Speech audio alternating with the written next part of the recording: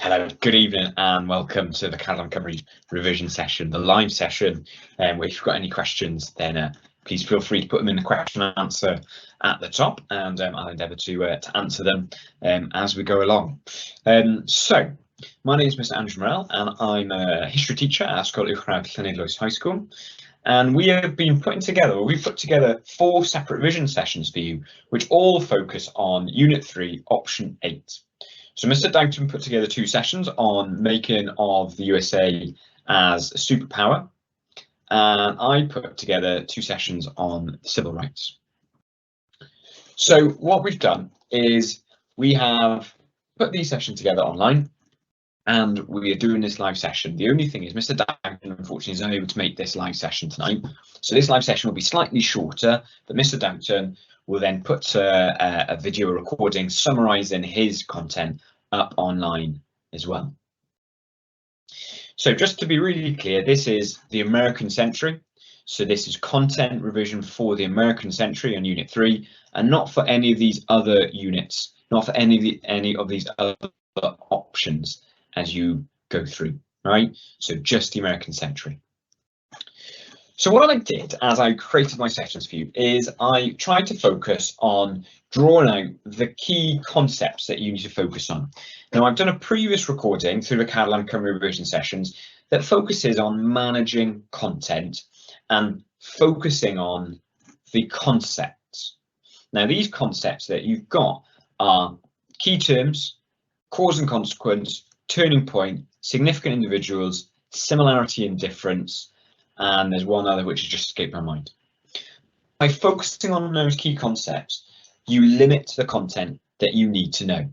So I thoroughly advise you to have a look at that video. It's on the Catalan Cymru revision session recordings, and use it as a tool to really stop yourself from getting overawed with all the content that is possible to have in this unit. So the key terms, there's 2 key terms, and I've added one here just because it's used and referenced back to. There's 2 key terms that the exam would have highlighted for this section of civil rights: segregation and migration. So segregation is a society where people are separated because of race, especially in education, housing and transportation. And through your study of this, you'll have seen that segregation, that separation in education in terms of schooling, in terms of housing and where people lived, in terms of transportation, the interstate bus facilities, the interstate or the local state bus facilities as well. Whilst migration is the movement in large numbers away from one area to another, and you'll have seen in this case it was literally from the south to the north and then back from the north to the south. Now, knowing these 2 key terms are really important because they might well be things that are used in questions. They might well use these terms in questions. Reconstruction period is one that I've added in because historians often refer back to this in making a comparison. This is what America in comparison to the Reconstruction period. So the Reconstruction period was the period after 1865 where the Civil War ended and the country sought to be united, and it gave rights to previously enslaved African Americans under the 13th, 14th and 15th constitutional amendments. Now, in our discussion, we saw 2 significant individuals in our first session, in our early period, and we saw 2 in our later period. Now, what I suggested you did was for these individuals, you made a judgment. Now, in the specification, there are about 5 significant individuals named throughout the specification. So it's very foreseeable that they might ask you a question directly asking you to compare the significance of individuals. So by completing a task like this beforehand, you have a way of preparing yourself for that and getting your argument in advance. The top marks, band 6 in terms of the mark scheme, asks for a sustained argument. A sustained argument means you need to know where you are going right at the beginning. So by planning out, by comparing these individuals' significance beforehand is one way to do it. It's a tool to directly allow you to compare it. So we saw 2 individuals in the first session, Booker T. Washington and W. Du Bois, and we need to make a judgment on them in terms of their impact. Now, I think W. Du Bois, or W. Du Bois, however you want to say it, had a greater impact than Booker T. Washington. But I don't think he had a major impact. Now, equally, I don't think they had minor impact. I don't think we'd be studying them if they had a minor impact, but nonetheless. What you would then do is, in your boxes here, you would write a detailed explanation of why you said that. So why have I said that Booker T. Washington had a significant impact, but not a major impact? Well, my argument here would be that Booker T. Washington was an accommodationist. He worked with the white Americans, and as a result was probably a bit too agreeable to those white Americans. It is thought that economic power, economic freedom comes first, then what it does maybe is it maybe limits the focus on political enfranchisement. So that is why I would say that for Booker T. Washington. When it comes to W. Du Bois, I would say his impact was more significant, more major. Now, I'd say that principally because he was the person that helped crucially to set up the NAACP out of the Niagara movement, and he was the first editor of the Crisis magazine. So I could link some of the impact of the Crisis magazine and the NAACP to W. Du Bois himself. That fight for legal, for de jure freedoms and rights is much more closely linked to W. Du Bois than it is to Booker T. Washington. Okay. In terms of turning points, we saw a turning point in the formation of the NAACP. And again, to make direct comparison for all of these things, you can do these continuum comparisons.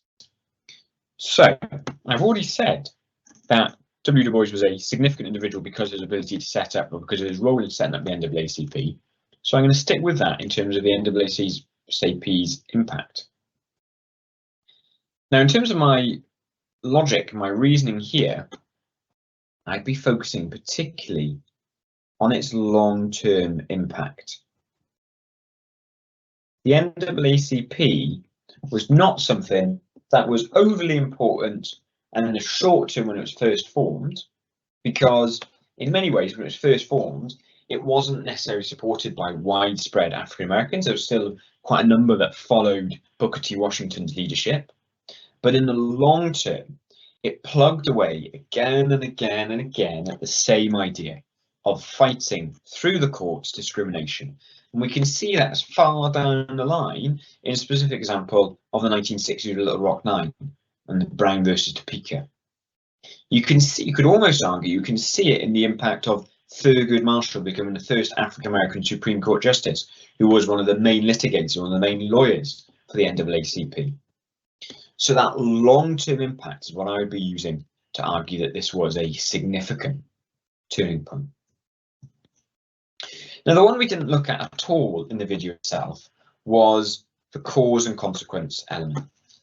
Now, what I suggested we did was we used our knowledge to explain the cause of each of these events.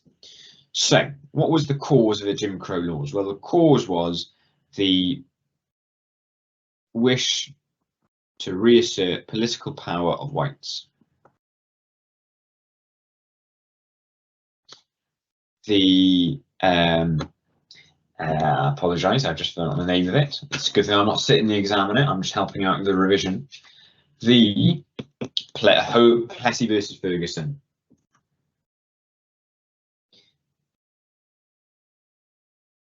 Supreme Court case that gave legal status to the idea of separate but equal.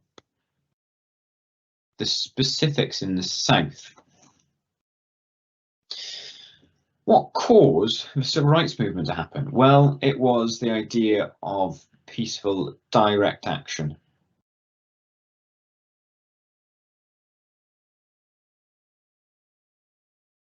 Civil rights movement was also caused because of the idea of the Double V campaign in the Second World War. The idea that we needed victory on the home front. What caused the New Deal? Well, 1929 Wall Street crash was one.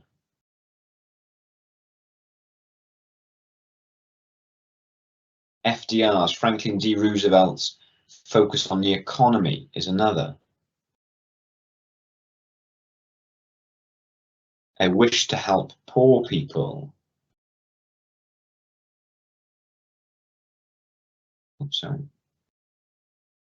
Now note poor, not African Americans, poor people, of which the majority of African Americans were, but still it was focused on poor people. Racial desegregation. What caused this? Well, this was caused by things like the Civil Rights Act, 1964. The Voting Rights Act,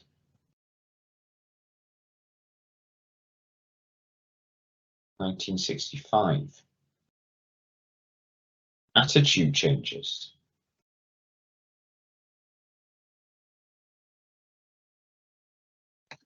Supreme Court activism. As the Supreme Court removed the legal basis for segregation created under the Plessy versus Ferguson ruling. About presidential activism, what caused this? Well, this is, I'm stumbling, I'm not stumbling, I'm tripping over my words here. This is something that is up for debate. Was it because of attitudes, or did presidential activism shape the attitudes? That's the question that people aren't sure about, but nonetheless, we can link it to attitudes. I think we've got to link it specifically to specific politicians like JFK and LBJ. I think it's also going to be linked to rates to franchisement of African Americans. Now, it wasn't great, it wasn't huge numbers, but it was something that presidents could tap directly into votes for. It's very rare you get a new pool of voters. And once a voter is voted, once a community has voted for a certain party or a certain angle for the first time, they tend to follow that again and again. So really tapping in to the African American votes as and when they came, I think is probably a reason for presidential activism. So if I were you then, this is all I've done off the top of my head. In fact, I lied. It wasn't all off the top of my head, was it? Because I had to look at Plessy versus Ferguson. But I'm beginning to explain the causes of each of these events. These are the things listed as cause and consequence in our specification.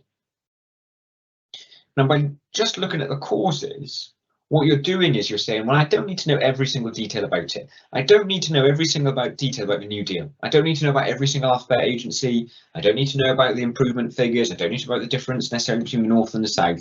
I need to look at the causes of it and the important consequences of it for African Americans. It makes it more manageable for you. The same with civil rights movement. You don't need to know every detail of every protest in the civil rights movement. Instead, you need to know what led to it and then the main consequences from it for African Americans as well. So following that then, what you would do is, I'm going to change the colour, I'm going to go to purple because I like purple. It just stands out. You now need to highlight links between these. And these are particularly links of consequences. Because what this does, as soon as you start to directly link things together, you start to compare, you start to contrast, but crucially, you then begin to evaluate. And that linking of them together is what is needed for evaluation and what is needed for that judgment. If you're dealing with stuff in isolation, if you do the New Deal in isolation, then the impact of Jim Crow laws in isolation, then racial desegregation in isolation, you're not evaluating and you're not making a sustained or substantiated judgment. You're just analysing. You're just looking at that one event. So how can we link these? Well, let's have a look at the New Deal and the Civil Rights Movement. Now, the New Deal and the Civil Rights Movement had huge impact for poorest African Americans.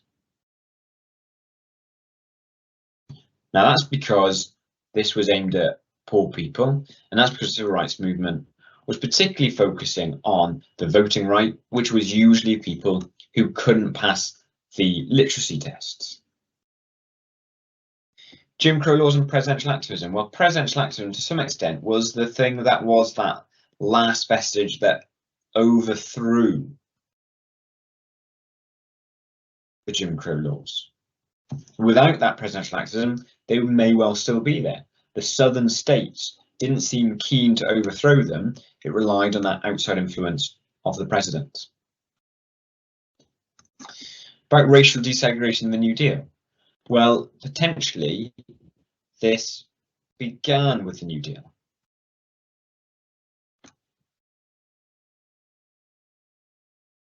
Now, although some within the some of the alphabet agencies within the New Deal did segregate and did separate, others didn't. And that began to see the idea that African Americans and whites can acknowledge and understand the work output, the work ethic, the building of a infrastructure, new future for America. They can understand it, and that leads them to desegregation and improved attitudes between them. Presidential activism and desegregation. You could say it was linked by the fact that it was the laws made by the presidents that did this, helped to create it. So what you're doing, I suggest, is you are building this up. The links then are focusing on the consequences, because the consequences are ultimately what you need to compare in terms of questions. Unless the questions are asking about cause, which I can't say won't, but I doubt. They're more likely to want you to focus on the consequences. And when you do that, you need to make sure you're breaking it down into short term and long term as well. Okay. So an essay question that might exemplify it, if you can kind of read through this, is something like, how far do you agree that the work of President Johnson had the most significant influence upon the achievement of civil rights for African Americans in the period 1941 to 1968? President Johnson is one of those presidents that was referencing the presidential activism. And then you could compare what happened between 1941 and 1968. We had some racial desegregation, we had the civil rights movement. They are two of the other factors that you would discuss within this. And your linking of these consequences already began to show you where your argument might move. So I'm just going to pause and see if there's any questions. And then also, as I said, because Mr. Doughton isn't here, it's going to be a slightly shorter session. He'll do another video which can be added to this. But I'll just pause and see if there are any questions.